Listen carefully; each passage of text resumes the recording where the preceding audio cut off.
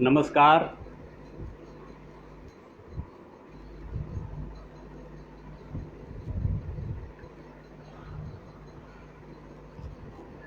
मैं मुरारी शरण शुक्ल इस देश का एक सामान्य सहज नागरिक हूं।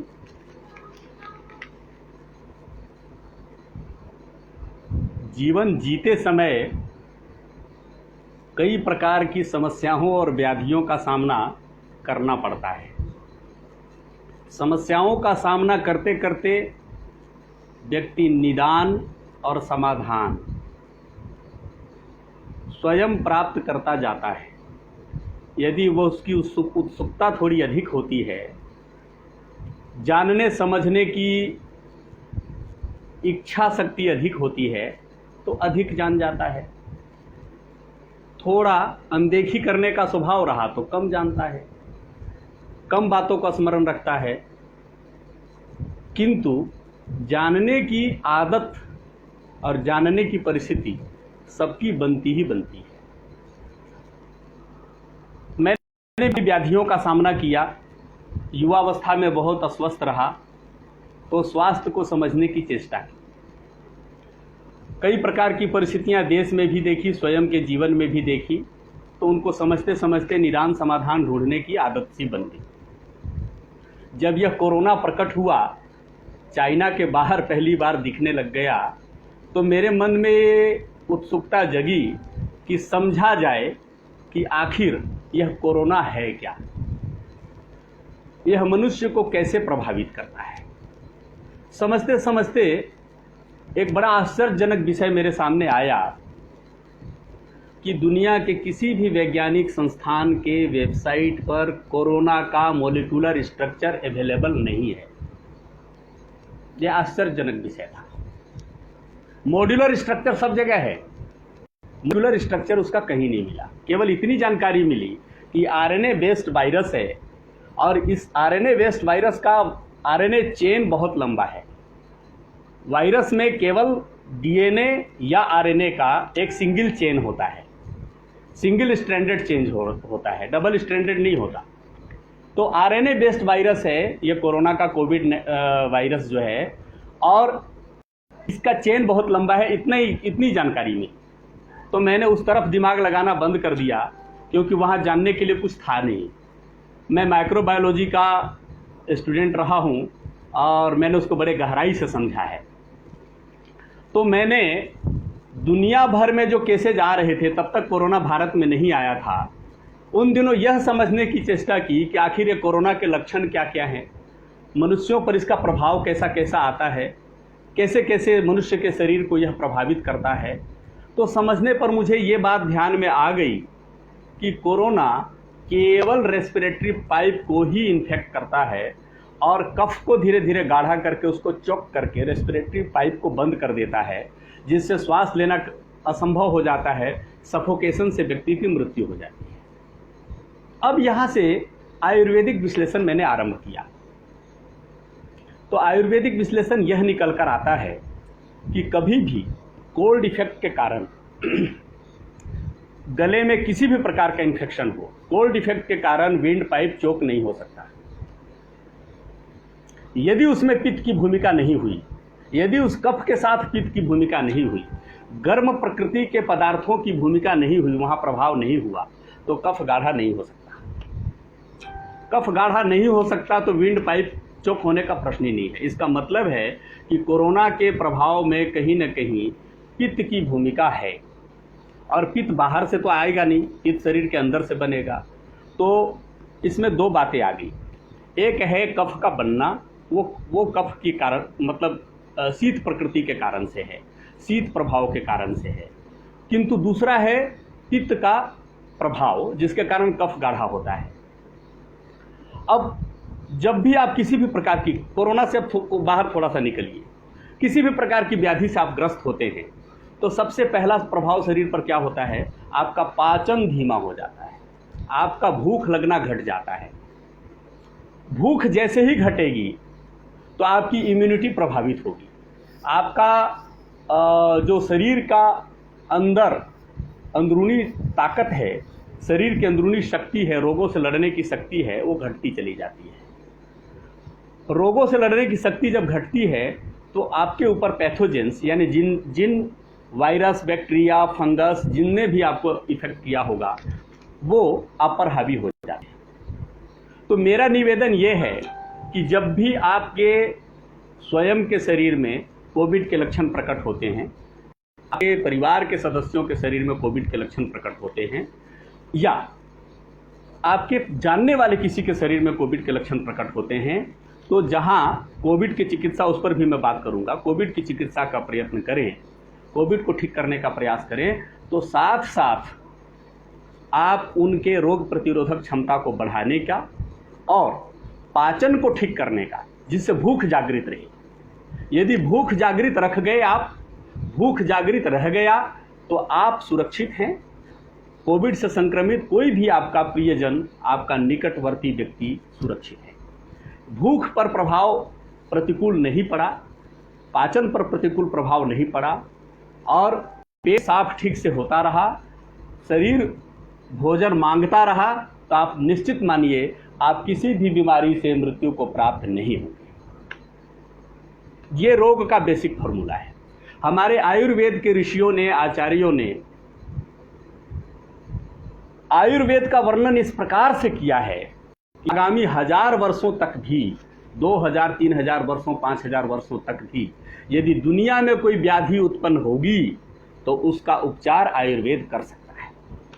आयुर्वेद की दृष्टि में कोई भी रोग असाध्य नहीं है, कोई भी ऐसी बीमारी नहीं है जो ठीक ना हो सके।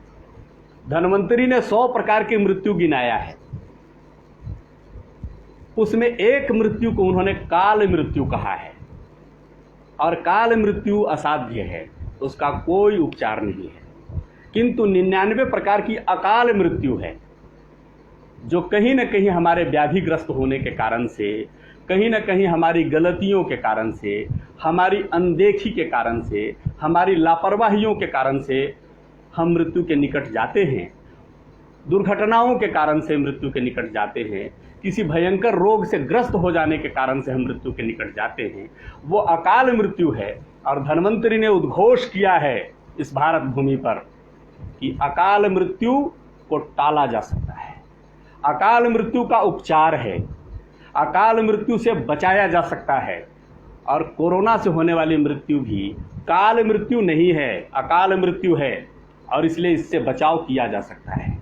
यह धन्वंतरी कह गए हैं, तो समुद्र मंथन से उत्पन्न हुए 24 रत्नों में एक रत्न धन्वंतरी थे, उनका कहा हुआ वचन वृथा नहीं जाएगा।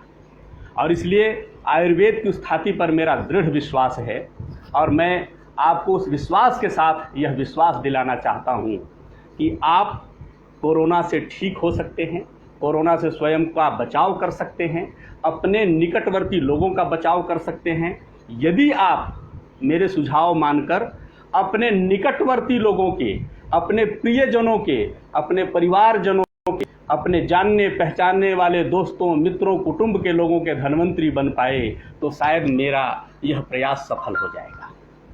मैं जिस इच्छा से इस लाइव फेसबुक लाइव में बातें कह रहा हूँ वो शायद पूर्ण हो जाएगा। और एक बात और आपको बताऊं, इस शरीर की रक्षा, इस जीवन की रक्षा, इस शरीर में स्थित इस प्राण की रक्षा, यह दुनिया का सबसे बड़ा धर्म है। क्योंकि इस शरीर के माध्यम से ही सभी धर्मों का पालन होता है, सभी प्रकार के धर्मों का निर्वाह होता है। यह शरीर ही माध्यम है। शास्त्रों ने कहा है, शरीर माध्यम खलु धर्म साधन। यह शरीर ही धर्म की साधना का पहला साधन है। और इसी बात को, धर्म चूंकि सुख देता है, धर्म चूंकि आनंद देता है, धर्म परमानंद देता है, धर्म कैवल्य और मोक्ष देता है, इसीलिए हमारे लोगों ने सामान्य सहज गांव की भाषा में कहा है, पहला सुख निरोगी काया। तो इसलिए कोरोना से हम छुटकारा पा सकते हैं, इससे भी हम मुक्त हो सकते हैं। अब मैं मूल बातों पर आता हूँ। हमारे यहाँ जितने ग्रंथ ऋषियों ने लिखे हैं आयुर्वेद पर, धन्वंतरी, चरक, सुश्रुत और बागभट्ट, क्योंकि बाघ भट्ट उनके सबसे अच्छे और सबसे प्रखर अनुयायी माने जाते हैं इन तीनों के, तो इसलिए उनका भी नाम मैं सम्मिलित करता हूँ। और बाद के भी आचार्यों ने जो आयुर्वेद पर विलक्षण ग्रंथों की रचना की है, उन सब ने एक बात कहा है, उनके ग्रंथों में मंगलाचरण के बाद, आयुर्वेद के सामान्य परिचय के बाद दूसरा, तीसरा, चौथा अध्याय ही दिनचर्या अध्याय है। और जब मैंने सारे ग्रंथों में एक सा ही देखा, दिनचर्या अध्याय और उसके तुरंत बाद ऋतुचर्या अध्याय, और बाद में आयुर्वेद के सभी पहलुओं की चर्चा, तो उससे यह बात स्पष्ट होती है कि आयुर्वेद की नींव औषधि नहीं है, आयुर्वेद की नींव दिनचर्या है। तो मैंने जो इसका जीवन में प्रयोग किया है, और आज मेरी आयु 47 वर्ष हो गई, तो 10 साल तो मुझे होश नहीं रहा होगा, 37 वर्ष, 35 वर्ष या 30 वर्ष से कुछ समझ रही होगी, तो तब से जितना जीवन को समझना आरंभ किया है, मैं ये कह सकता हूँ कि दिनचर्या से बड़ी औषधि इस जगत में कोई नहीं है। यदि आपने अपनी इम्यूनिटी को बनाए रख लिया तो आप हर प्रकार की बीमारी से बच जाएंगे, कोरोना से भी बच जाएंगे। अब यहाँ आपके मन में एक प्रश्न उठ सकता है कि कोरोना से संक्रमित हो गया, उसका क्या करें?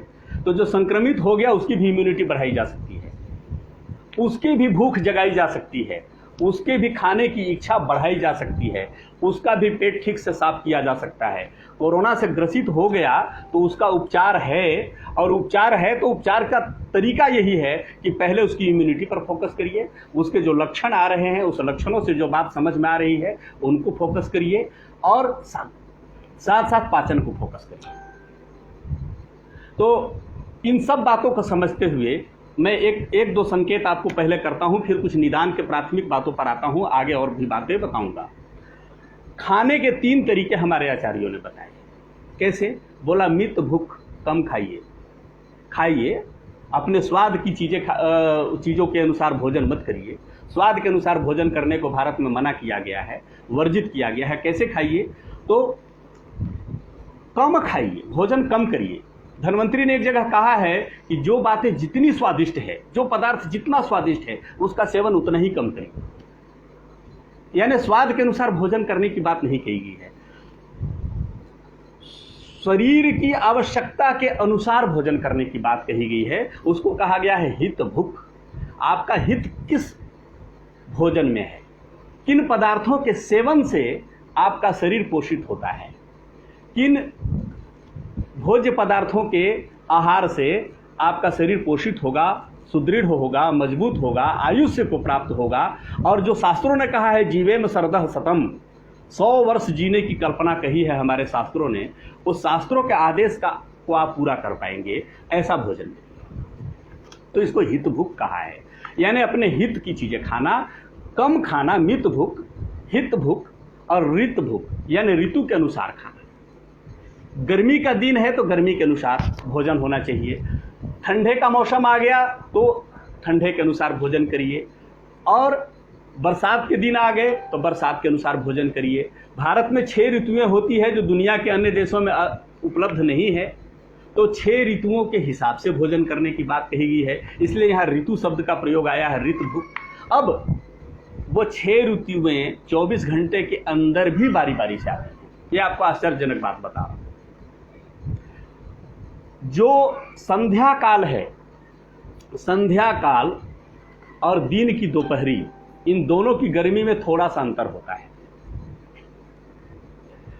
दिन की दोपहरी अधिक गर्म होती है, लेकिन उस गर्मी का सर्वाधिक प्रभाव संध्या काल में होता है। और सुबह का जो समय है, भोर, यानी जिस समय ब्रह्म मुहूर्त समाप्त होकर सूर्योदय की ओर हम बढ़ रहे हैं, वो पूरे 24 घंटे का सबसे ठंडा समय होता है। तो पूरे 24 घंटे का जो तापमान है वो किसी भी मौसम में एक जैसा नहीं रहता। 24 घंटे वायु की आर्द्रता भी एक जैसी नहीं रहती, ह्यूमिडिटी भी एक जैसा नहीं रहता। तो ये 6 ऋतुएं प्रतिदिन भी साइकिल में आती हैं। तो किस समय सुबह आप भोजन कर रहे हैं तो भोजन की प्रकृति अलग होगी, दोपहर में खा रहे हैं तो दोपहर की प्रकृति अलग होगी, शाम में खा रहे हैं तो अलग होगी। इसका ध्यान रखेंगे तो इम्यूनिटी मजबूत रहेगी, तो आपकी इम्यूनिटी कम नहीं होगी, आप कोरोना से ग्रसित नहीं होंगे। यदि आप जल्दी सो जाएंगे और जल्दी जग जाएंगे तो आपकी इम्यूनिटी मजबूत रहेगी। अब मैं आता हूं मूल बात पर। सबसे बड़ी औषधि है कोरोना की कि आप जल्दी सोइए और जल्दी जग जाइए। इससे बड़ी औषधि कोई नहीं है। यदि आप इतना करेंगे, यदि आप इतना कर लेंगे तो आपकी रक्षा 60% हो जाएगी। जल्दी सोने का अर्थ क्या है? जल्दी सोने का अर्थ है, पुराने पैरामीटर अलग थे जो आचार्यों ने अपेक्षा की है, वो शायद आप पालन न कर पाएँ, इसलिए उतनी कठोरता में नहीं जाकर एक सहज, सामान्य और उदार दिनचर्या आपको, कि आप 9 से 9:30 तक सो जाइए और कुछ व्यवस्था हो तो 10 तक सो जाइए। क्योंकि अब प्रायः आंशिक लॉकडाउन तो है ही सब जगह, और भय ने बड़ा लॉकडाउन क्रिएट कर दिया है, जो कोरोना के प्रति भय है। तो स्वाभाविक रूप से आपकी गतिविधियां घट गई हैं, वर्क टू होम चल रहा है, घर से काम करने की परिस्थिति अधिकांश आईटी सेक्टर और बाकी सेक्टर के लोगों की है। पढ़ाने वाले शिक्षक भी अब घर से पढ़ा रहे हैं, अलग अलग प्रकार के एप्लीकेशंस के माध्यम से पढ़ा रहे हैं। तो आपको घर में अपनी दिनचर्या गाइड करने का अवसर है, इसलिए जल्दी सोने का प्रयास करिए। जल्दी सोने से आपकी इम्यूनिटी ठीक रहती है, और जल्दी जग जाएंगे तो और भी अच्छा हो जाएगा। तो जगने का समय है 4 से लेकर 6 के बीच में। 4 बजे जगिए अति उत्तम, 5 बजे जगिए तो भी ठीक है, 6 बजे तक जग जाइए तो भी कोई बहुत बुरा नहीं है। तो आप 10 बजे तक सो जाएं, 9 से 10 के बीच में सो जाएं, और सुबह 4 से 6 के बीच में जग जाएं। ये 4 से 6 इसलिए कह रहा हूँ, 6 से 7 घंटे का समय इसलिए दे रहा हूँ कि कई लोगों को 7 घंटे की नींद की आवश्यकता होती है शरीर की स्थिति के अनुसार, और कई लोगों की नींद 6 घंटे में पूरी हो जाती है। मोदी जी जैसे लोगों के, कुछ साधक प्रकृति के लोगों की नींद 4 घंटे में भी पूरी हो जाती है, किंतु वह बात सहज सामान्य जनता के लिए नहीं है, वो सबके लिए नहीं है। तो आप जल्दी सोएं और जल्दी जगें, ये मेडिसिन नंबर 1 है, पहली औषधि है। इससे अधिक काम कोई भी औषधि नहीं करती। 60% रोग आपका केवल इसी बात से ठीक हो जाएगा। 60% स्वास्थ्य आपको केवल एक ही बात से मिल जाएगी। दूसरी औषधि क्या है? दूसरी औषधि है कि सुबह जब आप जगें, आपके जगने के 2 घंटे के अंदर आपको भोजन चाहिए। 2 घंटे के अंदर, यानी अगर आप 5 बजे जगते हैं तो 7 बजे खाइए। 7 बजे आपको भोजन मिलना चाहिए। मैं भोजन की बात कर रहा हूँ, नाश्ते की बात नहीं कर रहा हूँ, ब्रेकफास्ट की बात नहीं कर रहा हूँ। क्योंकि नाश्ता अरेबिक का शब्द है, वो हमारा कल्चर नहीं है, और ब्रेकफास्ट ये यूरोपियन शब्द है, ये भी हमारा कल्चर नहीं है। हमारे भारत में तो भरपेट खाने की बात कही गई है, भोजन की बात कही गई है, नाश्ते की बात नहीं कही गई। तो इसलिए आप सुबह उठिए और 2 घंटे के अंदर भरपेट खाइए, घर में बना हुआ भोजन खाइए, बाहर की चीज़ें मत खाइए। चाय और ब्रेड पर जिंदगी गुजार कर गरीबी रेखा में के नीचे होने का परिचय मत दीजिए। प्रायः लोग यही करते हैं। तो ऐसी हरकत मत करिए जिससे आपकी इम्यूनिटी खराब होती है, ऐसी चीज़ें बिल्कुल मत खाइए। जितने बेकरी के प्रोडक्ट्स हैं उसमें बहुत छोंक कर मीठा सोडा डाला जाता है, कुछ केमिकल्स भी डाले जाते हैं जो स्वास्थ्य के लिए हानिकारक हैं, जो बहुत खतरनाक हैं। उनके ऊपर आप जिंदा मत रहिए, उनके भोजन पर आप अपने आप को आश्रित मत करिए। और ये चाय कोई बहुत अच्छी चीज़ नहीं है। चाय का भी विकल्प मैं आपको बताता हूँ। जिनके जिह्वा को स्वाद लग गई है चाय की और एडिक्शन जैसा हो गया है, उसका भी विकल्प बताता हूँ, अभी बताऊंगा आगे। तो सुबह जगने के 2 घंटे के अंदर आप भोजन कीजिए। 5 बजे जगे तो 7 बजे भोजन कर लीजिए। आपको खाने की आदत नहीं है, कई लोग ऐसा कहेंगे कि खाया नहीं जाता, तो आप 1 रोटी खाइए। 1 रोटी तो जबरन भी खा सकते हैं। जैसे जबरन आप कुछ चीज़ें खा लिया करते हैं बाहर, भूख लगने के बाद भी आग्रह करने पर लोगों के आग्रह को आप स्वीकार करके कुछ खा लेते हैं, पेट भरा होने के बाद भी, वैसे ही 1 रोटी सुबह जबरन खा लीजिए। ये क्या करेगा? आपके त्रिदोष को शमित करेगा। आयुर्वेद के बारे में ये भ्रांत धारणा बनी हुई है समाज में कि आयुर्वेद केवल 3 पैरामीटर्स पर चलता है, कफ पित्त वायु। ऐसा नहीं है। आयुर्वेद के अनेक पैरामीटर्स हैं। आयुर्वेद कफ पित्त वायु के अतिरिक्त, ये तो त्रिदोष हैं, ये तो शरीर की 3 प्रकृतियां हैं, ये प्रकृति है। आयुर्वेद में सप्त धातु की भी चर्चा है। सप्त धातुओं का पोषण होगा तो शरीर स्वस्थ रहेगा। आयुर्वेद में सप्त रस की भी चर्चा है। 7 प्रकार के रस हैं शरीर में, उन 7 रसों का पोषण होगा तो ये शरीर ठीक रहेगा। और लगभग 10 प्रकार के मल की चर्चा है। ये मल भी सम होने चाहिए, सब मल क्रिया भी ठीक होनी चाहिए। मल क्रिया का अर्थ है एक्सक्रीटरी सिस्टम के से बाहर निकलने वाली चीज़ें। तो ये मल भी आपका ठीक होना चाहिए। यदि पैखाना बंद हो जाए किसी का 7 दिन 8 दिन 9 दिन, तो किडनी फेल हो जाता है, किडनी एकदम से क्रैश कर जाता है। तो केवल त्रिदोष पर टिके रहेंगे तो बात नहीं बनेगी। आयुर्वेद केवल त्रिदोषों पर नहीं चलता, उसके आगे भी चलता है। अगर आंसू आने बंद हो जाएं, यदि छींक आना बंद हो गया, यदि नाक से जो चीज़ें निखोट निकलती है वो आना बंद हो गया, कान से पदार्थ निकलते हैं वो आना बंद हो गया, लार बनना बंद हो गया, थूक आना बंद हो गया, तो समस्या हो जाएगी। बाल बढ़ने बंद हो गए, ये बाल भी उत्सर्जन तंत्र का एक बाई प्रोडक्ट है। नाखून बढ़ने बंद हो गए, समस्या खड़ी हो जाएगी। जिनके नाखून संक्रमित हो जाते हैं तो नाखून को देखकर ही बीमारियों का पता चल जाता है।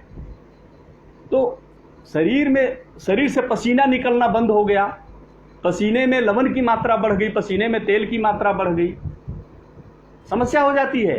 तो कुल मिलाकर हमारे शरीर से जो मल निकलते हैं, विभिन्न प्रकार के मल निकलते हैं, त्वचा भी एक मल का स्वरूप है। वो बार बार जो त्वचा छूटती रहती है, निकलती रहती है, तो वो त्वचा अपने मल का त्याग करती है। तो ये सब प्रकार के मलों का भी विचार आयुर्वेद में किया गया है। तो ये सब बातों का संतुलन हो जाएगा यदि आप सुबह जगने के 2 घंटे के अंदर भोजन कर लेते हैं। ये स्वास्थ्य की बहुत बड़ी गारंटी होगी यदि आप सुबह जगने के 2 घंटे के अंदर भोजन कर लेते हैं। सारे कार्यों को छोड़कर, सब काम त्याग कर, केवल सुबह की दिनचर्या का पालन करते हुए जगने के 2 घंटे के अंदर भोजन करने पर आपका ध्यान रहेगा, तो मैं दावे के साथ कहता हूं, कोरोना तो बहुत छोटी बात है, आप 100 साल के पहले मृत्यु को प्राप्त नहीं होंगे, इसकी मैं गारंटी देता हूं। ये मैं गारंटी नहीं दे रहा हूं, ये धन्वंतरी गारंटी दे रहे हैं, ये सुश्रुत कह रहे हैं, ये चरक कह रहे हैं, ये बाघभट्ट कह रहे हैं, हमारे देश के सारे आयुर्वेदाचार्यों ने ये बात कहा है। और दोपहर का भोजन कब करें? तो सुबह के भोजन के ठीक 6 घंटे के बाद। यानी सुबह अगर आपने 7 बजे भोजन किया है तो दोपहर में 1 बजे भोजन करिए। यदि सुबह 8 बजे भोजन किया है तो दोपहर में 2 बजे भोजन करिए। यदि सुबह आपने देर कर दी है भोजन करने में किसी कारणवश, वैसे करना नहीं चाहिए, अगर आपने 9 बजे भोजन किया है तो दोपहर में 3 बजे भोजन करिए। 6 घंटे से पहले भोजन नहीं करना चाहिए, अन्यथा आपके आमाशय पर अतिरिक्त भार पड़ेगा, आपके पाचक रसों के स्राव घटेंगे और उससे पाचन भरपूर नहीं होगा, फलतः पेट में कई प्रकार की व्याधियों का निर्माण होगा और आप धीरे धीरे इम्यूनिटी कम करते जाएंगे और रोगों के शिकार होते चले जाएंगे। रात्रि में भोजन कब करना? तो दोपहर के भोजन के ठीक 6 घंटे के बाद करना। 6 घंटे से पहले बिल्कुल कुछ नहीं खाना, बिस्किट भी नहीं खाना, चॉकलेट भी नहीं खाना, आपको मिक्सचर भी नहीं खाना, बाहर की कोई भी छोटी सी चीज़ नहीं खानी, कोई थोड़ा सा ड्राई फ्रूट भी नहीं खाना, गुड़ भी नहीं खाना, चीनी भी का भी सेवन नहीं, कुछ भी नहीं लेना। 6 घंटे तक कुछ भी नहीं खाना, जिसको भोजन पदार्थ कहते हैं वैसा कुछ नहीं लेना, दूध इत्यादि भी नहीं लेना 6 घंटे के पहले। फिर करना क्या है? तो हर एक घंटे पर पानी पीना, हर घंटे पर पानी पीना। क्योंकि आप पर्याप्त जल अगर शरीर को नहीं देंगे, इस शरीर में 85% 85% वाटर है, 85% जल है। यदि आप जल का सेवन भरपूर नहीं करेंगे तो अंदर के सारे रसों का संतुलन बिगड़ जाएगा और आप व्याधिग्रस्त हो जाएंगे, आप बीमार हो जाएंगे, आपकी इम्यूनिटी घट जाएगी। ये सामान्य बातें कोरोना के लिए भी आवश्यक है, इसलिए बता रहा हूं ये बातें, क्योंकि इन सब को समझे बिना, इन सब बातों को अपनाए बिना आप अपने आप को स्वस्थ नहीं कर पाएंगे, अपने किसी भी निकटवर्ती व्यक्ति को आप स्वस्थ नहीं कर पाएंगे। तो मैंने 3 बातें आपको बताई। पहली बात कि रात में सोना, सुबह जल्दी जगना। दूसरी बात कि सुबह जगने के 2 घंटे के अंदर भोजन करना, घर का बना हुआ भोजन करना, बाहर का कोई भी पदार्थ नहीं खाना, पैक्ड फूड पर गुजारा करके स्वयं को गरीब सिद्ध नहीं करना, क्योंकि भारत अन्नपूर्णा का देश है, भारत लक्ष्मी का देश है, भारत दरिद्रों, भूखे, भिखमंगों का देश नहीं है। हमारा धन लूट कर ले गए तो भी, आज भी लूट रहे हैं लोग तो भी, हम लक्ष्मी विहीन नहीं हैं। हमें हमारे भाग्य पर छोड़ दिया जाए तो हम पूरी दुनिया को खिलाने की सामर्थ्य रखते हैं, अपने लोगों की तो बात ही छोड़ो। इसलिए मैं कहता हूं कि बिस्किट पर जीवन मत चलाइए, आप भरपेट खाइए, सुबह उठते ही खाइए, जगने के 2 घंटे के अंदर भोजन करिए। ये पहली दूसरी बात होगी। तीसरी बात कि हर एक घंटे पर भोजन करिए, किंतु भोजन के समय हर एक घंटे पर पानी पीजिए। क्षमा चाहता हूँ, हर एक घंटे पर पानी पीजिए, किंतु भोजन के समय पानी न पिए। भोजन के समय पानी बिल्कुल न पिए। भोजन से आधे घंटे पहले पानी पिए और भोजन से 1 घंटे बाद पानी का सेवन करें। और पानी धीरे धीरे पिए, आराम आराम से पिए, एकदम तेजी से न पिए, क्योंकि तेजी से पानी पीने पर आमाशय की दीवारों को चोट लगती है, फूड पाइप को चोट लगती है। उससे फूड पाइप, आपके भोजन की नली और आमाशय, ये दोनों क्षतिग्रस्त होते हैं, जिसकी भरपाई आप बहुत लंबे समय में भी नहीं कर पाएंगे, क्योंकि शरीर के अंदर के अंगों के रिपेयरिंग की गति धीमी है, बहुत तेज़ गति से रिपेयरिंग नहीं होती है। तो शरीर के गति के हिसाब से ही भोजन की भी स्पीड होनी चाहिए, उसी स्पीड के हिसाब से पानी पीने की भी स्पीड होनी चाहिए। न पानी तेज़ गति से पीना चाहिए, न भोजन तेज़ गति से करना चाहिए। भोजन भी आराम आराम से धीमे धीमे चबा चबा कर करना चाहिए। आप 10-15 मिनट समय लगने दीजिए। लोग आलोचना करते हैं, करने दीजिए। लोगों की आलोचना महत्वपूर्ण नहीं है, आपका जीवन महत्वपूर्ण है। इस जीवन को महत्व दीजिए। लोगों की अनुचित आलोचनाओं पर कुछ विचलित होने की आवश्यकता नहीं है। तो मैंने 3 बातें बताई आपको। दिन में कम से कम सामान्य आदमी को 17-18 गिलास पानी पीना चाहिए। 1 गिलास कैसा, जिसमें 300 ml पानी आता हो। 300 ml पानी का नॉर्मल जो गिलास बिकता है बाजार में, जो घरों में हम खरीद कर लाते हैं सामान्यतः, वो 300 की क्षमता का होता है, 300 मिलीलीटर की क्षमता का होता है। तो आपको दिन भर में लगभग 18 गिलास पानी पीना चाहिए। लगभग 5.5 से 6 लीटर पानी पीना चाहिए आपको। ये आपको आदत। तो 3 बातें मैंने बता दी। इन 3 बातों का जो ध्यान रखेगा वो कोरोना से ग्रस्त नहीं होगा। इसकी गारंटी हमारे सारे आयुर्वेद के ऋषि और आचार्य देते हैं, और उनके ही भरोसे पर मैं भी आपको ये बात कह रहा हूँ। उनकी ही कही हुई बातों को मैं आपके सामने यथावत रख रहा हूँ, यथावत रख रहा हूँ। जैसा उन्होंने कहा है वैसे ही कह रहा हूँ। अब इसके बाद चौथी बात है, क्या न खाएं। क्योंकि कोरोना में गले का इन्फेक्शन होता है, गले में ही ज़्यादा प्रभाव है। उसी प्रभाव के कारण बुखार भी आता है। उसी प्रभाव के कारण कुछ लोगों को अब आजकल जो कोरोना का नया लक्षण दिख रहा है, उसमें कुछ लोगों को डिसेंट्री हो रही है, पतला पैखाना लग जाता है, कुछ लोगों को और भी लक्षण आ रहे हैं।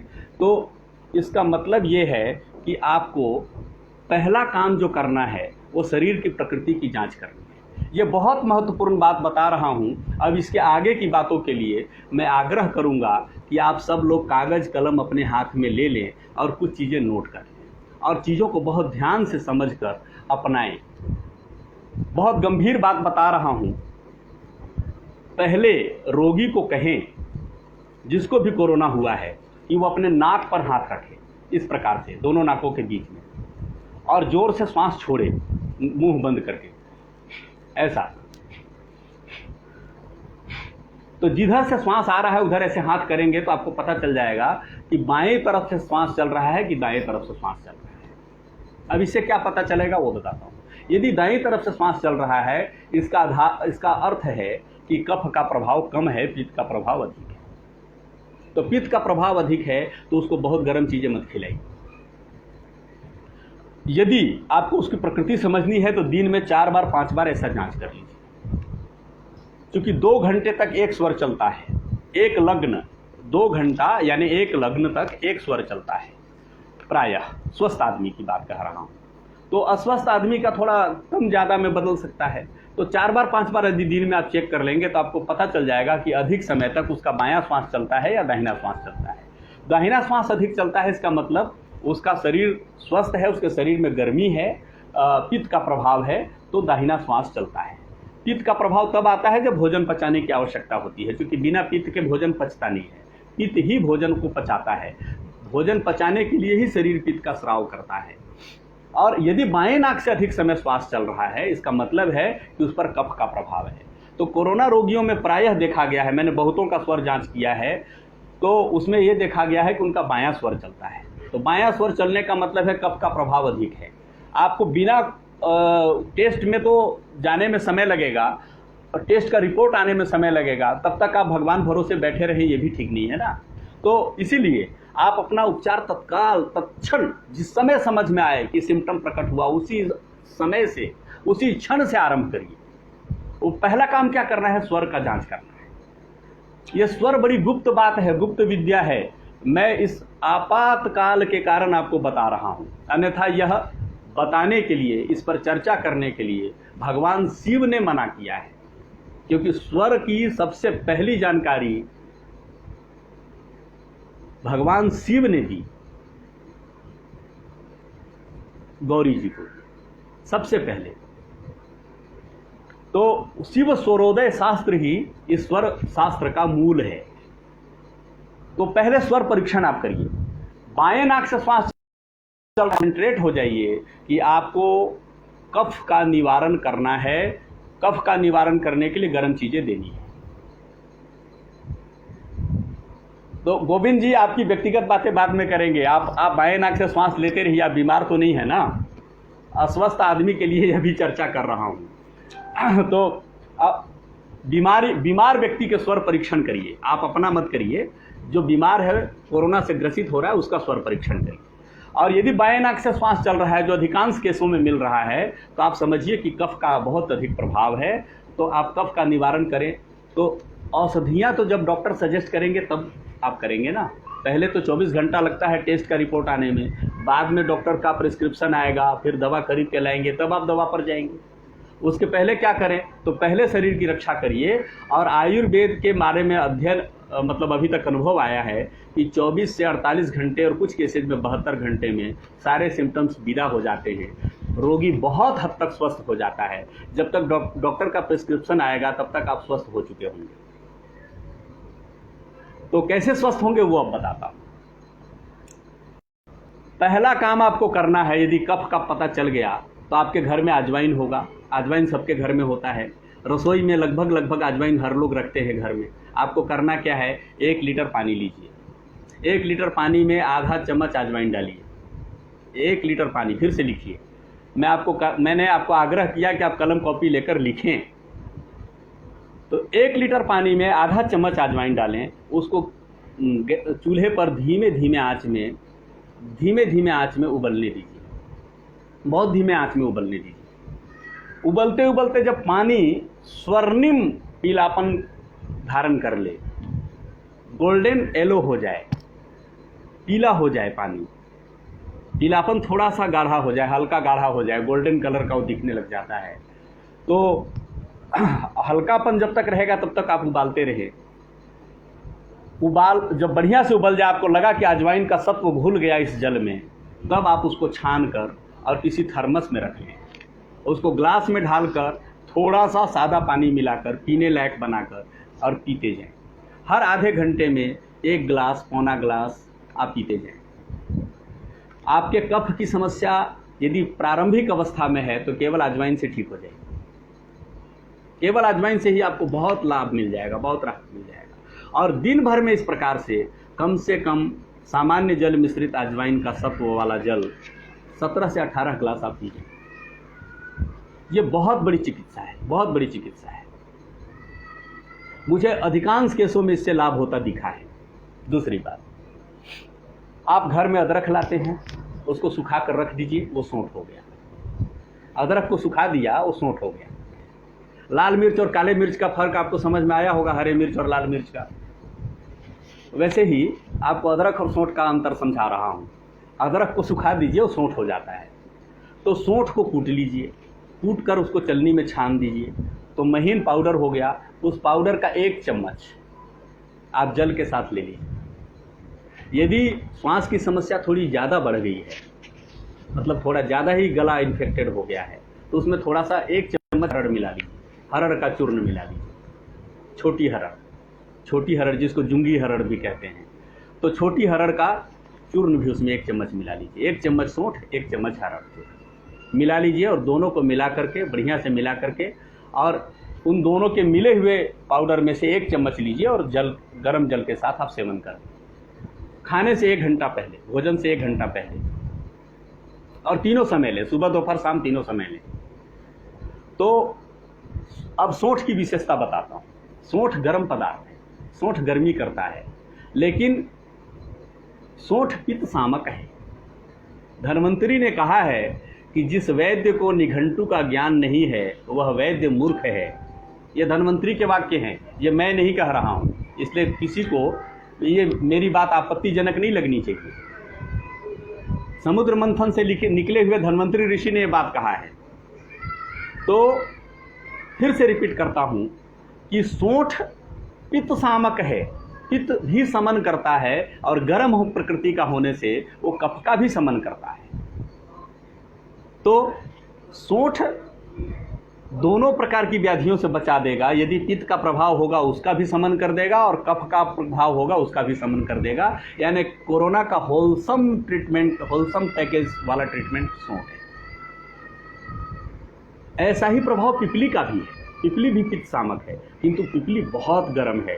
अप्रैल मई जून के महीने में आपको पिपली लेने का सलाह मैं नहीं दूंगा। पिपली सेवन करने की सलाह मैं नहीं दूंगा। आपको दालचीनी सेवन करने की सलाह मैं नहीं दूंगा। सामान्य स्थिति में मैं आपको मुलेठी सेवन करने की सलाह नहीं दूंगा। मैं आपको इस गर्मी के, इतनी भयंकर गर्मी के मौसम में, इतनी भयंकर गर्मी के मौसम में आपको जावित्री और केसर सेवन करने की सलाह नहीं दूंगा, क्योंकि मौसम के अनुकूल औषधियाँ भी होनी चाहिए। यदि बहुत ज़्यादा जकड़न हो गई तब आप दालचीनी तक जा सकते हैं, दालचीनी सेवन कर सकते हैं, क्योंकि दालचीनी पिपली और केसर और जावित्री की तुलना में कम गर्म है। आप दालचीनी तक जा सकते हैं। मुलेठी तुरंत गाढ़ा करता है, इसलिए मुलेठी का सीधा कच्चा सेवन करने की बात नहीं करूंगा, उसका सेवन करने की पद्धति में आगे बताने वाला हूँ। मुलेठी और दालचीनी तक आप जा सकते हैं यदि सीवियर इन्फेक्शन है तब, यदि अधिक इन्फेक्शन है, गले की हालत बहुत अधिक खराब हो गई है तब। लेकिन अगर यदि एकदम कफ सूखा हुआ है, कफ एकदम गला सूखा हुआ है, ड्राइड है, तो आप बिल्कुल भी मुलेठी, दालचीनी, पिपली, जावित्री, केसर की ओर मत जाइए। इनका सेवन बिल्कुल ना करें, क्योंकि ये बहुत गर्म है। अभी ऋतु भी गर्म है, तो गर्म ऋतु में गर्म प्रकार के पदार्थों का सेवन सावधानी पूर्वक करना चाहिए। आप चूँकि वैद्य नहीं हैं, आप इस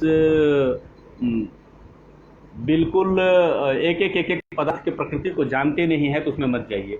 आलोक जी, अर्चना जी ने अभी अदरक की बात पूछा था। मैं अदरक की चर्चा नहीं कर रहा हूँ।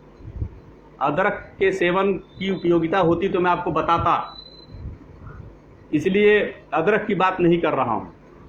मैं सोंठ की बात कर रहा हूँ, सोंठ अधिक उपयोगी है। तो अब मैं आता हूँ सोंठ और हरड़, दो बातें हैं। इनके ये दोनों निरापद हैं, ये आपको हानि नहीं करेंगे। गर्मी का मौसम होने के बाद भी हानि नहीं करेंगे। जिनको थोड़ी सी कड़वी स्वाद नहीं पचती है, खाने की आदत नहीं है, ऐसे भी लोग तो हैं जिनको मीठी बातें सुनना बहुत अधिक, मीठे पदार्थ खाना पसंद है, और डायबिटीज़ से ग्रसित होने के बाद भी मीठी चीज़ें खाते हैं कई लोग, ऐसे भी देखा है मैंने। तो उनके लिए कड़वी चीज़ों का सेवन करना बहुत कठिन होता है। तो ऐसे में थोड़ा सा उसमें खांड मिला लें आप।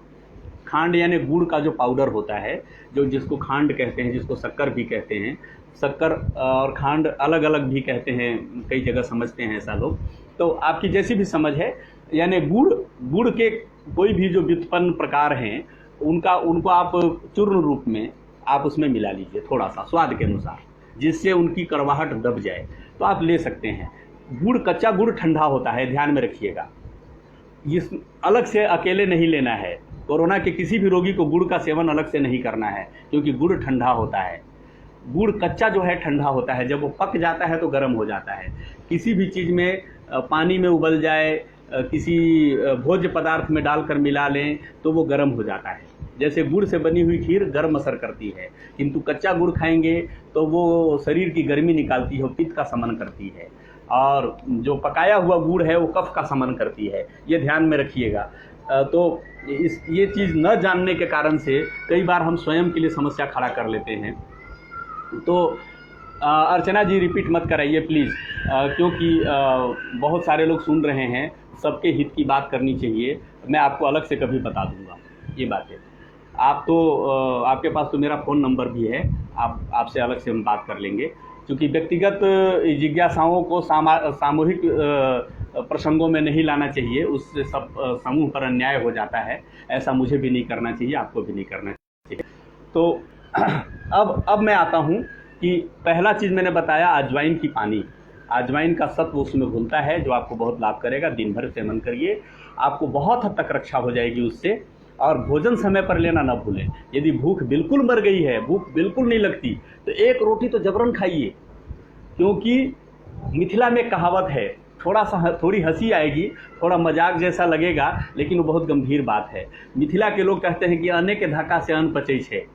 इसका अर्थ है कि भोजन यदि छोड़ देंगे तो भूख मर जाएगा बिल्कुल। भोजन करते रहने से ही भूख जगा रहता है।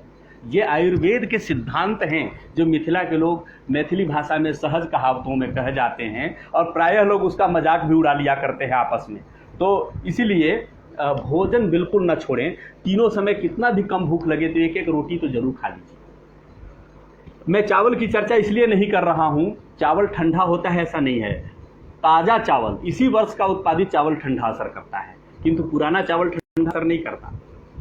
और जो चावल खुले पतीले में बना हो, माड़ पसाकर बनाया गया हो, वो चावल कफ नहीं करता। उसके साथ आप गर्म प्रकृति के पदार्थ, यदि आपको संदेह रह जाए मेरे बताने के बाद भी, तो गर्म प्रकृति के पदार्थ आप जोड़ सकते हैं साथ में, जिससे उसकी शीतलता आपको असर नहीं करेगी। चावल में पानी मिलाकर खाएंगे तो शीत प्रभाव डालता है, उसको ठंडा करके खाएंगे तो शीत प्रभाव डालता है। गर्मा गर्म खाएंगे तो आपको कफ नहीं करेगा वो, इसलिए उससे डरने की आवश्यकता नहीं है। और जो माड़ पसाकर बनाया हुआ चावल है, खुले पतीले में बनाया हुआ चावल है, सुपाच्य होता है, बहुत आसानी से पचता है। तो आप थोड़ा ही भोजन करें, लेकिन भोजन तीनों समय जो मैंने समय बताया है, सुबह 7 बजे, दोपहर 1 बजे, शाम में 7। कोई विसंगति हो तो सुबह 7 से 8, दोपहर 1 से 2 और शाम में 7 से 8। इस समय के इस घेरे में आप भोजन अवश्य करें। बहुत आवश्यक है कि आप भोजन कर लें। तो यह अजवाइन का पानी और सौंठ और हरड़ के चूर्ण ये आप लेते रहें। यदि आपके अंगों में शिथिलता अनुभव होने लगे, आपको लगे कि शरीर कमज़ोर जैसा, कमजोरी अंदर से वीकनेस बहुत फील हो रही है, तो इस हरड़, सौंठ, गुड़ का पाउडर और साथ में अश्वगंधा का पाउडर भी 1 चम्मच मिला लें। अश्वगंधा भी गर्म होता है। अश्वगंधा शरीर को बहुत ऊष्मा देता है, ऊर्जा देता है। और अश्वगंधा अकेले पचता नहीं है, यदि उसके साथ कोई पाचक पदार्थ न मिलाया जाए तो आसानी से पचता नहीं है। इसलिए अपनी इसी प्रकृति के कारण अश्वगंधा अकेला सेवन करने पर लोगों का वजन बढ़ा देता है। जो दुबले पतले हैं अश्वगंधा का सेवन करके वजन बढ़ा सकते हैं अपना, लेकिन जो अधिक वजन वाले लोग हैं वो यदि उसके साथ पुनर्नवा या गिलोय का सेवन करेंगे अश्वगंधा के साथ, तो उनका वजन तेजी से घट सकता है, बहुत आसानी से घट सकता है। महीने में 5 किलो 6 किलो वजन घटाने का मेरा अनुभव है। ऐसा कई लोगों को मैंने सजेस्ट किया है और उनको इसका लाभ हुआ है। तो अश्वगंधा बेसिकली नर्वस सिस्टम की सबसे अच्छी दवा है, सबसे बढ़िया दवा है, और इनका सेवन करने से आपको बहुत लाभ हो जाएगा। किंतु अगर आपको बुखार आने लग गया, अभी तो मैं कफ की चर्चा कर रहा था, गले की चर्चा कर रहा था, कोरोना में बुखार भी आता है। यदि आपको बुखार आ गया है तो आने लग गया तो क्या करेंगे? तो बेसिक मेडिसिन उसकी है, गिलोय से बढ़िया बुखार की कोई औषधि नहीं है। तो आप गिलोय का काढ़ा पिए। गिलोय अगर आपके पास उपलब्ध है, ताज़ा गिलोय उपलब्ध है तो बहुत अच्छी बात है। नहीं है तो गिलोय क्वाथ के नाम से बाज़ार में उसकी पैकिंग आती है, पतंजलि की स्टोर में भी मिलता है और लोग भी बेचते हैं। तो आप गिलोय क्वाथ लेकर आएँ बाजार से। गिलोय क्वाथ 1 चम्मच 2 गिलास पानी में डालें, उसमें साथ में आधा चम्मच अजवाइन डालें, आधा चम्मच सौंफ डालें, उसके साथ उसमें 10 पत्ते तुलसी के डालें कम से कम। एक व्यक्ति के लिए 1 डोज की बात कर रहा हूँ। उसमें थोड़ा सा इतना छोटा सा टुकड़ा तेज पत्ता का डालें, उसमें 1 लौंग ऊपर की कली नोच कर, ऊपर की कली आप हटा दें जो फूल जैसा होता है, 1 लौंग डालें केवल, क्योंकि ये मौसम लौंग की गर्मी सहे के लिए बहुत अनुकूल मौसम नहीं है, अभी गर्मी आ चुकी है। तो 1 ही लौंग डालें और 1 दाना गोल मिर्च का डालें। यदि आपको बहुत ज़्यादा कफ है तब, नहीं है तो गोल मिर्च डालने की आवश्यकता नहीं, क्योंकि गोल मिर्च बहुत गर्म होता है और काढ़ा में उबल कर तो वो कफ नहीं सुखाता, लेकिन कच्चा चबाने पर कफ सुखा देता है, तो वो उस समय खतरनाक बन जाता है। तो इतनी चीज़ें डालकर, और यदि आपको डायबिटीज़ नहीं है और आपको कड़वी चीज़ें पसंद नहीं है, दोनों ही बातें, दोनों स्थितियों में थोड़ा सा गुड़ उसमें डाल सकते हैं, क्योंकि गुड़ गर्म हो जाएगा। गुड़ उबल जाने के बाद वो शीत प्रभाव नहीं करता, ठंडा नहीं करता, तो उसमें थोड़ा सा गुड़ आप डाल दें और इसको बढ़िया से धीमे आंच पर उबलने दें। जब उबल कर 1 गिलास बच जाए तो उसको छान कर आप पीजिए। यही काम, एक एक गिलास गिलोय का काढ़ा पीने का काम 3 बार करना है, सुबह, दोपहर, शाम। ये आपको बहुत बहुत अधिक चीज़ों से रक्षा कर लेगा। इतने में आपका बुखार भी उतर जाएगा, चाहे वो सीजनल बुखार हो तो भी उतर जाएगा, वायरल फीवर है तो भी उतर जाएगा, कोरोना के कारण आया हुआ बुखार है तो भी उतर जाएगा। अभी वर्तमान में कल मेरे पास लगभग 6 लोगों के फ़ोन आए, कोरोना ग्रस्त लोगों के। तो मैं कल बड़ा विचलित हुआ कि जब मेरे जैसे व्यक्ति के पास 6-7 लोगों के फ़ोन आ रहे हैं, इसका मतलब है कि देश में समस्या बड़ी गंभीर हो गई है। तो अब मैं पुनः वापस आता हूँ कि इस गिलोय के काढ़ा से आपका बुखार उतर जाएगा। गिलोय का काढ़ा भोजन से 1 घंटे पहले लीजिए, तीनों समय, भोजन के समय से ठीक 1 घंटे पहले, और उसके 20 मिनट के बाद आप पुनर्नवा अर्क लें। पुनर्नवा अर्क में तुलसी अर्क आप मिलाएं, लेकिन तुलसी अर्क जो आजकल आ रहा है ड्रॉप वाला, वो कंपनियों के नाम नहीं लूँगा, क्योंकि कहीं सार्वजनिक जगह पर लाइव आकर किसी के व्यापार की आलोचना करना उचित नहीं है। तो वो जो ड्रॉप वाले आ रहे हैं अर्क, वो यहाँ उपयोगी नहीं है। जो तुलसी के अर्क बाज़ार में यदि कहीं 100 ग्राम 200 ग्राम की शीशी में मिल जाए, वो ले लीजिए। और नहीं तो आप काढ़ा में डालकर, गिलोय के काढ़ा में डालकर तुलसी के पत्ते खा ही रहे हैं, अलग से उसकी आवश्यकता नहीं है। तो पुनर्नवा अर्क 4 चम्मच अर्क और 4 चम्मच दवा, 4 चम्मच पानी उसमें मिलाकर सुबह, दोपहर, शाम 3 बार आप लें। पुनर्नवा अर्क कई कंपनियों का मिल जाएगा।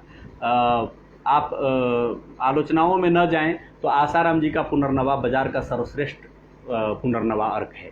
आसाराम जी के आश्रम में जो पुनर्नवा अर्क मिलता है, उससे बढ़िया क्वालिटी का बाजार में कहीं नहीं मिला। और मैंने जितने रोगियों को ठीक किया है, उनमें लगभग 90% केसेज में, 95% केसेज में आसाराम जी के पुनर्नवा अर्क की बड़ी भूमिका रही है। बहुत उपयोगी औषधि है जो उनके आश्रम में मिलता है।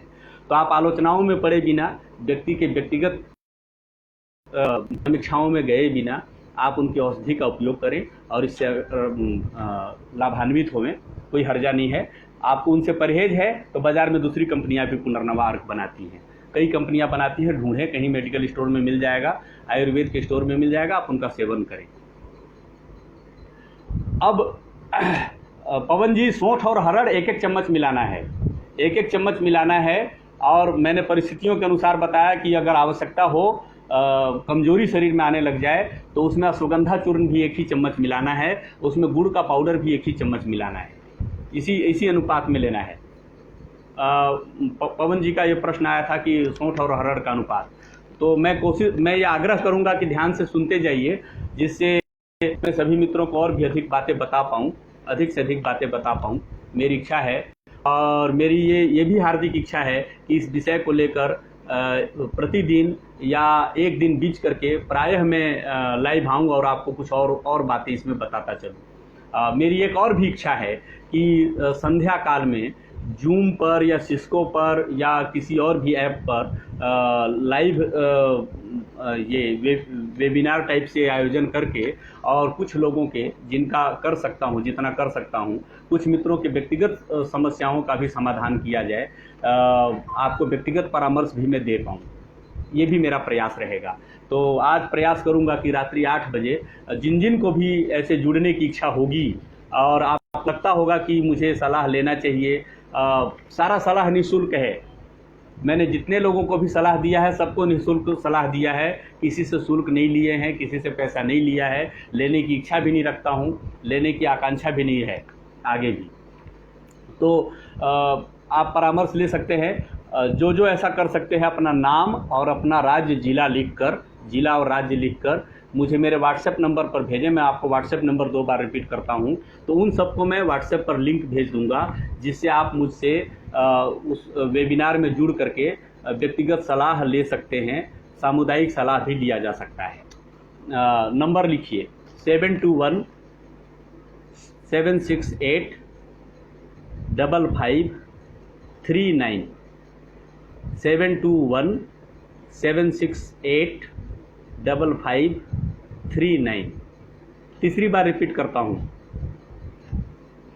721-768-5539। जिनको पता चल गया हो वो मैसेज में लिख दें, और ये नंबर जिससे सबको जिनका छूट गया हो लिखने में उनको मिल जाए। अपने सब जो शामिल हैं मित्र उनसे आग्रह करता हूँ। फिर से मैं वापस आता हूँ इन बातों पर। तो अब बुखार के लिए मैं चर्चा कर रहा था कि यदि गिलोय और पुनर्नवा आप देते रहेंगे तो आप इस व्याधि से निकल जाएंगे बाहर। आपको संकट का सामना नहीं करना पड़ेगा, अनहोनी का सामना नहीं करना पड़ेगा, क्योंकि पुनर्नवा के बारे में एक बात आयुर्वेद के आचार्यों ने लिखा है जो आपको जानना बहुत आवश्यक है। वो है कायम पुनर्नवम करोति इति पुनर्नवा। ये कहा है आयुर्वेद के ऋषियों ने पुनर्नवा का वर्णन करते हुए कहा है कायम पुनर्नवम करोति इति पुनर्नवा। जो काया को फिर से नया कर दे, शरीर को फिर से नया कर दे, यानी 80 साल के बुजुर्ग को 20 साल वाले जैसा बना दे, वो क्षमता रखने वाली औषधि का नाम है पुनर्नवा। तो जब काया को पुनर्नवा करके 80 साल के आयु को 20 साल वाला बना सकती है तो कोरोना भी ठीक कर सकती है। यह विश्वास हमको, आपको, सबको रखना चाहिए। और गिलोय की बात कर रहा हूं, अमृत आंवला को कहते हैं कि तो आंवला ठंडा होता है, आंवला शीत प्रकृति का होता है, आंवला ठंडक देता है, किंतु संस्कृत में अमृत नाम केवल गिलोय को दिया गया। गिलोय का संस्कृत में नाम है अमृता, इसको अमृता कहते हैं। अमृता इसलिए कहते हैं कि गिलोय को मीना भी मिले तो जीवित रह जाता है, वायु की नमी सोख कर जीवित रह जाता है। आप किसी भी पेड़ पर इसको टांग देंगे तो पेड़ को डिस्टर्ब किए बिना, पेड़ से कुछ भी सोखे बिना, ये वायु से हवा सोख कर, आर्द्रता सोख कर जी लेता है, किसी भी परिस्थिति में जी लेता है। ये सामान्यतः मरता नहीं है, इसीलिए इसका नाम अमृता है। और इसमें इतना गुण है कि दुनिया में कितने भी प्रकार का नया से नया बुखार आ जाए, जो आने वाले 100 साल में उपजेगा, 1000 वर्षों में उपजेगा, ऐसे किसी भी बुखार की दवा गिलोय है, ये अमृता है। और उसमें जो पदार्थ मैंने आपको डालने के लिए बताया वो मौसम के अनुकूल है, वो हर मौसम के लिए नहीं है। मौसम और इन्फेक्शन, आपको किस प्रकार का लक्षण दिख रहा है उसके अनुकूल है, उसमें मॉडिफिकेशंस रोगी के अनुसार होंगे। यह समझ आपको है तो ठीक, नहीं है तो जानकार व्यक्ति से सलाह इसका लेना चाहिए। आप एक ही फॉर्मूला हर व्यक्ति पर और हर परिस्थिति में, हर मौसम में नहीं चलाना चाहिए। ये आयुर्वेदिक जानकारी और विवेक का प्रश्न है। मैं सुझाव दे रहा हूं, मैं आपको एक रिजिड लाइन नहीं बता रहा हूं, उसको ध्यान में रख करके आप उस पर आगे बढ़ेंगे तो रहेगा। अब यदि आप बहुत वीक हो गए हैं, बहुत कमजोर हो गए हैं और कोरोना के प्रति भय भी है आपके मन में, भय तो सबके मन में आ गया है, डर तो सब लोग रहे हैं, तो फिर ऐसी स्थिति में और क्या क्या करना चाहिए? तो 4 औषधियां मैं आपको बताता हूं, चारों का नाम अवश्य लिखिए, कागज कलम जरूर रखिए। मैं 2 बार 3 बार रिपीट करूंगा, चारों को जरूर लिख लीजिए, सबको लिखना चाहिए। कम से कम 4 औषधियां सब लोग खाएं। एक है पुनर्नवादी मंडूर, जो पतंजलि में भी मिलता है, वैद्यनाथ भी बनाता है, बहुत सारी कंपनियां बनाती हैं पुनर्नवादी मंडूर। पुनर्नवादी मंडूर ये 2-2 गोली 3 बार लेना है, खाने से आधे घंटे पहले लेना है। 2-2 गोली 3 बार, खाने से आधे घंटे पहले। ये बातें लिख लीजिए। पुनर्नवादी मंडूर 2-2 गोली 3 बार, खाने से आधे घंटे पहले। गिलोय घनबटी ये दूसरी औषधि है, ये भी सारी कंपनियां बनाती हैं, बहुत पुराना आयुर्वेदिक योग है और बहुत सारी कंपनियां बनाती हैं। तो गिलोय घनबटी 2-2 गोली 3 बार ये जरूर खाएं, क्योंकि आपकी इम्यूनिटी के साथ साथ, आपको डिसइंफेक्ट करने के साथ साथ, आपके पाचन को भी मजबूत रखने का, शरीर को सब प्रकार से ठीक रखने की क्षमता इन दोनों औषधियों में है। और इसलिए बहुत गर्म औषधियों के चक्कर में न पड़ते हुए और बेतहाशा दौड़ में शामिल न होते हुए आप सहज सामान्य औषधियों के सहारे अपने आप को स्वस्थ कर लें। यदि गले में अधिक इन्फेक्शन दिखे तो 2 योग और भी अभी बताऊंगा, इन दवाइयों का पहले नाम लिख लीजिए। तो भोजन से आधे घंटे पहले खाने की 2 औषधियाँ मैंने बताई आपको।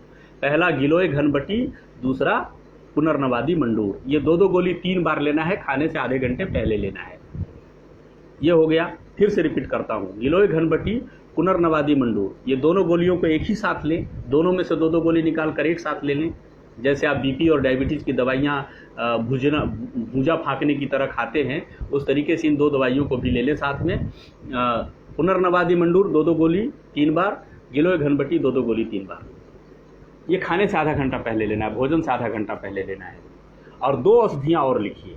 एक का नाम है आरोग्यवर्धिनी बटी, 2-2 गोली 3 बार, और एक का नाम है चंद्रप्रभा बटी, 2-2 गोली 3 बार। आरोग्यवर्धिनी बटी 2-2 गोली 3 बार और चंद्रप्रभा बटी 2-2 गोली 3 बार। ये बहुत पुराने आयुर्वेदिक योग हैं, लगभग कंपनियां बनाती हैं इनको। सुबह शाम नहीं, आलोक जी 2-2 गोली 3 बार बोल रहा हूं, आप 3 बार सुनिए। 2-2 गोली 3 बार, तो ये खाने के तुरंत बाद लेना है। चंद्रप्रभा बटी और आरोग्यवर्धिनी बटी, ये खाने के तुरंत बाद तीनों टाइम लेना है। आरोग्यवर्धिनी बटी और चंद्रप्रभा बटी, ये 2-2 गोली 3 बार खाने से तुरंत बाद लेना है। तो इतना आप ले लेंगे तो आपकी इम्यूनिटी बहुत अच्छी रहेगी, बहुत अच्छी इम्यूनिटी रहेगी। जिनको कोरोना नहीं हुआ है उनके शरीर में इतना एंटीबॉडी बिल्डअप हो जाएगा कि आपको कोरोना का इन्फेक्शन नहीं होगा। आप बेधड़क कोरोना के प्रति भय से ग्रस्त हुए बिना सुखपूर्वक जी सकते हैं, अपने घर के बच्चों को भी सुरक्षित रख सकते हैं। लेकिन इसमें एक बात बताता हूँ कि इन गोलियों की मात्रा 2 गोली से घटाकर 1 गोली कर दें। किसके लिए? जो बच्चा 10 साल से कम आयु का है, 1 साल से बड़ा है और 10 साल से कम आयु का है, उसको 1-1 गोली 3 बार दें, चारों दवाइयों को। ये ध्यान से सुनिएगा सब लोग कि जो बच्चा 10 साल से कम आयु का है, 1 साल से बड़ा है, उसको 1 साल से छोटा है तो माँ का दूध पी रहा होगा, माँ दूध पिलाएगी तो माँ अगर औषधि सेवन करती है तो माँ के दूध के साथ बच्चे को स्वयं औषधि मिल जाएगी, उसको अलग से खिलाने की आवश्यकता नहीं है। दूध पीने वाले बच्चे को अलग से औषधि देने की आवश्यकता नहीं है। उसकी माता यदि सेवन करती है तो उसके माँ के दूध के साथ स्वयं बच्चे को औषधि मिल जाएगी, उसको अलग से खाने की कोई ज़रूरत नहीं है। 1 साल से बड़ा बच्चा है तो आप उसको खिला सकते हैं, शहद में मिलाकर, पानी में मिलाकर, कैसे भी जैसा वो खा सके वैसा खिलाते हैं। तो बच्चों के लिए उसका आप अरिष्ट भी ले सकते हैं, जैसे पुनर्नवा अरिष्ट ले सकते हैं, आप अमृतारिष्ट ले सकते हैं। अमृतारिष्ट गिलोय से ही बनता है। अमृता नाम मैंने अभी आपको बताया थोड़ी देर पहले कि गिलोय को ही संस्कृत में अमृता कहते हैं। तो गिलोय से जो बनी हुई औषधि है। तो ये जो अरिष्ट है ये मीठे होते हैं, इनको बराबर मात्रा में 2 चम्मच दवा 2 चम्मच पानी मिलाकर पिला सकते हैं। 10 साल से छोटा बच्चा है तो 1 चम्मच दवा 1 चम्मच पानी मिलाकर आप पिला सकते हैं। इस तरीके से गिलोय और पुनर्नवारिष्ट और अमृतारिष्ट दोनों को एक ही साथ मिला के भी दे सकते हैं। अगर 10 साल से बड़े व्यक्ति को खाना है तो पुनर्नवारिष्ट और अमृतारिष्ट दोनों को 2 चम्मच दवा 2 चम्मच पानी मिलाकर एक ही गिलास में मिला लीजिए, एक ही कप में मिला लीजिए। और इस प्रकार से ये 1 डोज हो गया। ऐसा 3 बार आप सेवन करें। लेकिन अरिष्ट में चूंकि अल्कोहल होता है, फर्मेंट करके बनाया जाता है, तो इसलिए उसको भोजन के बाद ही लें, खाली पेट न लें। ये सब पतंजलि के स्टोर में मिल जाएगा। दूसरी कंपनियां भी बनाती हैं, और भी कंपनियां बनाती हैं। आपको जैसा सुलभ हो वैसा ले लीजिए। ये सब औषधियाँ वहाँ मिल जाएंगी। केवल अर्क इसका पुनर्नवा का अर्क नहीं है पतंजलि के पास। पतंजलि पुनर्नवा का अर्क नहीं बनाता, बाकी सारी चीज़ें मिल जाएंगी। तो इतनी बेसिक 4 औषधियाँ आप सब लोग सेवन करें, सारे लोग सेवन करें, अपने घर में लाकर रखें। अगर पतंजलि के स्टोर में कई जगह उपलब्ध नहीं है, अभी मैंने किसी को बताया था बिहार के भागलपुर में, तो भागलपुर में ये दवाइयाँ उनको नहीं मिली। तो इसका मतलब कई जगह सप्लाई नहीं हो पा रहा है। आजकल जो जान रहे लोग वो लोग ले लेकर अपने घर में रख रहे हैं। तो आप दूसरी कंपनी का भी लीजिए, किसी भी कंपनी का मिल जाए आप उनका ज़रूर ले लीजिए। व्यास भी फार्मास्यूटिकल भी बनाता है, बैद्यनाथ भी बनाता है, ऊंझा ये सब झंडू बहुत सारी कंपनियां बनाती हैं। तो आप किसी भी कंपनी का ले सकते हैं। आजकल तो ऑनलाइन भी उपलब्ध है बहुत सारी चीज़ें, ऑनलाइन भी आप ऑर्डर करेंगे तो आपके घर पहुंच जाता है। कुरियर सर्विसेज आजकल गाँव-गाँव तक जाने लग गया है। तो आप ये दवाइयाँ मंगाइए कहीं से भी, जहाँ से भी मिल जाए। अब मैं आता हूँ आगे स्पेशलाइज्ड कंडीशन में कि अगर आपको बहुत अधिक दिक्कत है तो क्या करना। जब बहुत अधिक समस्या हो गई तो भाप लेना जरूर आवश्यक हो जाएगा। तब कुछ परिस्थितियों में नेबुलाइजर की भी आवश्यकता पड़ सकती है, जिसका अनुभव सामान्य लोगों को नहीं होता है। वो एक्सपर्ट डॉक्टर्स के ही देखरेख में वो सब चीज़ें करनी चाहिए। वो हम केवल संकेत तो कर सकते हैं, लेकिन उसके हम एक्सपर्ट नहीं हैं, उसके लिए हम ऑथोराइज नहीं हैं। तो आप उनके देखरेख में ही वो सब चीज़ करिए, जो जिसके जानकार है उनके देखरेख में करिए। बाकी जो मैंने आपको जितनी चीज़ें आरंभ से बताई उसको एक बार फिर से रिपीट कर देता हूँ। आज इतनी बातों पर रोकेंगे, इसके आगे की बातें अगले दिन हम करेंगे। तो मैं आपको एक बार फिर से समराइज कर देता हूँ कि सबसे पहली औषधि है जल्दी सोना और जल्दी जगना।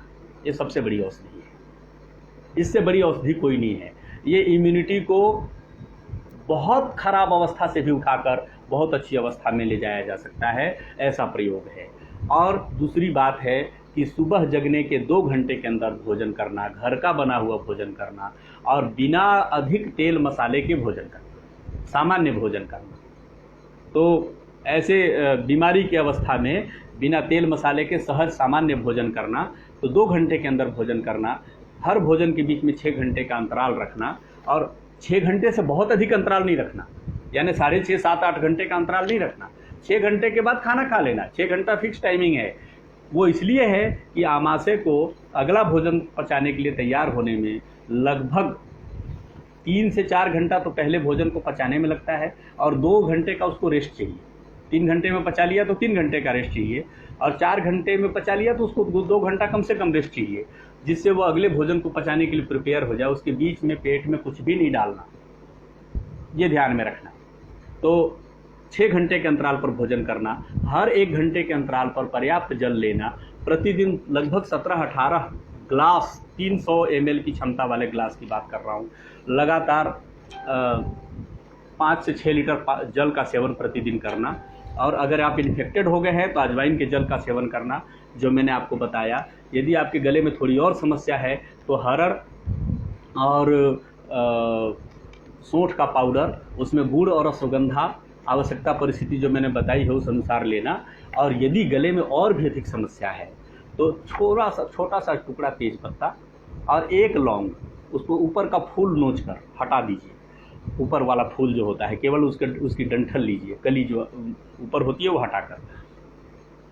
तो इतने को आप मुंह में रख लें, चूसें केवल, चबाएं नहीं, उसमें दांत नहीं लगाना है, उसको चबाना नहीं है, केवल उसको चूसना है। धीमे धीमे चूसते जाइए। 4-5 घंटे मुंह में रख गया, आपको ज़्यादा लग रहा है कि बहुत अधिक हो गया तो उसको निकाल कर रख दीजिए, फेंक दीजिए। कोई उसकी दिन 24 घंटे रखने की आवश्यकता नहीं है। तो घंटा 2 घंटा अगर आप उसको चूस लेते हैं, 2 बार 3 बार चूस लेते हैं, बहुत अधिक रिलीफ आपको मिल जाएगा। गला आपका पूरी तरह से डिसइंफेक्ट हो जाएगा। और यदि कोई समस्या और भी आती है, उससे भी ज़्यादा पेट की भी समस्या साथ में रहती है, तो अजवाइन और सौंफ ये बराबर मात्रा में सूखे तवे पर, गर्म तवे पर तल लीजिए, भून लीजिए। उसमें तेल वेल घी कुछ नहीं डालना, सूखे में ऐसे भून लीजिए। जब हल्का सा भून जाए, हल्का सा रोस्टिंग हो जाए दोनों की, तो बराबर मात्रा में मिलाकर उन दोनों को एक डब्बे में रख लीजिए। इसमें थोड़ा जैसे आप गुटखा खाते हैं, तंबाकू खाते हैं थोड़ा, उस तरीके से मुख शुद्धि के रूप में इसको दिन में 6 बार, 7 बार, 8 बार, 10 बार लीजिए। तो आपका पेट बहुत साफ रहेगा, आपके गले का इन्फेक्शन भी चला जाएगा, आपकी इम्यूनिटी भी बढ़ेगी और भूख बड़ी अच्छी लगेगी। और इससे बुखार भी चला जाएगा, इससे शरीर में दर्द है वो भी चला जाएगा, शरीर में वीकनेस है वो भी चला जाएगा। गैस बहुत बनता है तो भी आपका गैस इससे शमित हो जाएगा। तो बहुत लाभ होगा इससे। ये छोटे प्रयोग हैं जो आप घरेलू चीज़ों से कर सकते हैं और इससे आपको बहुत लाभ मिलेगा। तो मैंने कुछ औषधियाँ जो लिखवाई उनको एक बार फिर से आपके रिमाइंडर के लिए, यदि लिखने में कहीं त्रुटि रह गई होगी तो उसमें सहायता के लिए आपको लिखवा देता हूँ कि पुनर्नवादी मंडूर, गिलोय घनबटी, 2-2 गोली 3 बार, खाने से आधा घंटा पहले प्रतिदिन आप लें। भोजन के तुरंत बाद आरोग्य वर्धिनी बटी और चंद्र प्रभा बटी ये 2-2 गोली 3 बार प्रतिदिन ले। बच्चों के लिए मैंने कहा कि 1 से 10 साल वालों के लिए मात्रा 1-1 गोली की रखनी है। और पुनर्नवा रिस्ट और अमृता रिस्ट की भी बात मैंने उसी प्रकार से आपको बताई थी। तो ये ध्यान में रहे, जिनको जैसा उपलब्ध हो जाए। सुगंधा पाक भी आता है, लेकिन वो हर एक लिए बहुत वीकनेस हो जाए, बहुत कफ का प्रभाव हो जाए, तब की बात है। सूंठी पाक भी बाजार में आता है। कहीं सोंठ तो सहज सुलभ है, सब जगह मिल जाता है, आपको शायद उसकी समस्या नहीं होगी। हमारे देश में उत्पादन भी इसका बहुत होता है। हम लोग तो इन चीज़ों की उपेक्षा करते हैं, जिस कारण से हम समस्याओं में घिरते जा रहे हैं, ग्रसित होते जा रहे हैं, उससे निकलने का हमें मार्ग नहीं मिल रहा है। आपके रसोई में इतने पदार्थ हैं कि बहुत सारी बीमारियां, लगभग सब की सब बीमारियां उसी से ठीक हो सकती हैं। आपको बाहर झांकने की आवश्यकता नहीं है, बाहर जाने की बहुत आवश्यकता नहीं है। आप अपने रसोई के अंदर उपलब्ध चीज़ों के आधार पर ही सारी चीज़ें ठीक कर सकते हैं। तो आशा करता हूं कि आपको बहुत कुछ पता चला होगा, और अब काफ़ी समय हो भी गया। मुझे लगता है कि एक दिन में बात की सीमा इतनी ही रखनी चाहिए। इसके आगे की बातें हम लोग कल करेंगे। कल फिर से मिलता हूं दोपहर में, इसी 2:55 में। 2:55 पर कल फिर मिलूँगा। तो सहज रहा तो आज 8 बजे मेरा नंबर मैं आपको फिर से रिपीट कर देता हूँ। जिनको भी संध्या काल में कोई एक ऐप तय करेंगे, जिस ऐप पर हम लोग मिलेंगे, तो प्रयास करेंगे कि गूगल का ऐप हो या सिस्को हो या ऐसा कोई भी ऐप पर हम लोग मिलेंगे। मैं आपको व्हाट्सएप नंबर पर आप अपना नाम, अपना राज्य और अपना ज़िला ये लिखकर व्हाट्सएप पर मुझे मैसेज कर दीजिए। नंबर फिर से रिपीट करता हूँ 2 बार, 7217685539। मुरारी शरण शुक्ल, 7217685539, मुरारी शरण शुक्ल। तो आप इस पर भेजेंगे तो मैं आपको एक एप्लीकेशन का कोई भी एक लिंक दूंगा, जिस पर हम लोग शाम में जुड़ सकते हैं, आप व्यक्तिगत सलाह ले सकते हैं। तो अभी एक प्रयास करते हैं कि 2-4-5 दिन हम लोग लगातार मिलें। जो भी प्रश्न होगा शाम के मीटिंग में हम लोग करेंगे। बहुत बहुत धन्यवाद। आप सब ने बड़े ध्यान से सुना, और बहुत सारे लोगों ने नोट किया, नोट करके बहुत सारे लोगों ने मैसेज में भेजा भी, वो मैंने देखा। आप सब अभिनंदन के पात्र हैं। कुछ लोगों के व्यक्तिगत प्रश्न हैं जिनका उत्तर मैं यहाँ नहीं दे पाया, आपको वो अलग से मैं व्यक्तिगत रूप से दे दूंगा। नंबर आप सबको मिल गया है, तो व्हाट्सएप के मैसेज में बात हो जाएगी। बहुत बहुत धन्यवाद। भारत माता की जय। वंदे मातरम। भारत के सभी 131, 32, 35 करोड़ लोग स्वस्थ रहें, इस कामना के साथ, इस आकांक्षा के साथ आप सबको मेरा सादर प्रणाम।